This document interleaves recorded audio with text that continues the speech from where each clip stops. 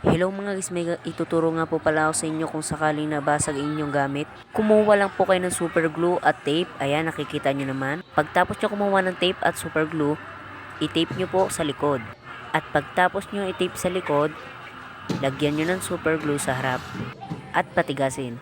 Tapos nun matigas na, tipan nyo na po ng mabuti para mas matibay, hindi masisira at hindi na rin nauga. Ayan na nga, unti-unti nabubuo ang ating ginawa.